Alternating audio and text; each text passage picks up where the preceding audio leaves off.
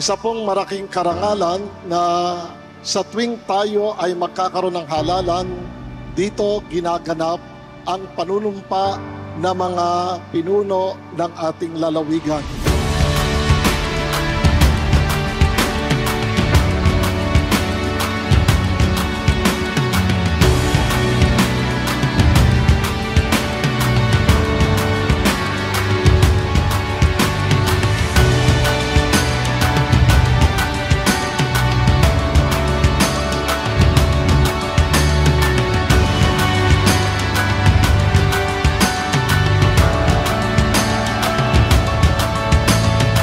Ito po ay isang pagkakataon sa atin para ating ipamalas ang ating pagmamahal sa ating lalawigan.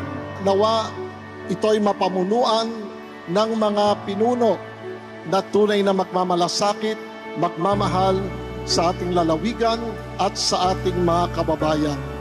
Pakitaas yung kanang kamay at sumunod sa akin.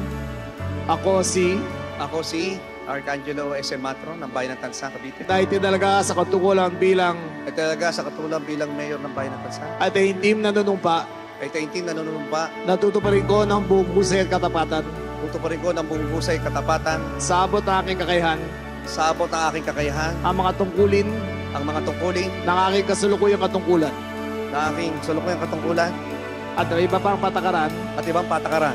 Kasi nawa ako ng Diyos.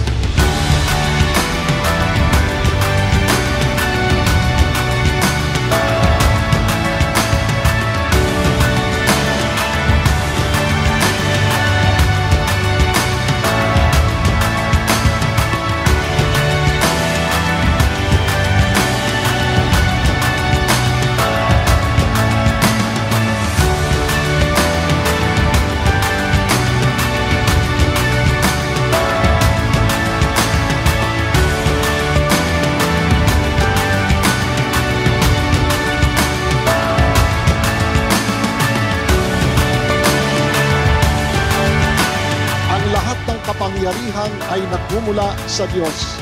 Ipinagkakatiwala sa tao para sa ikapapanuto ng pinamumunuan.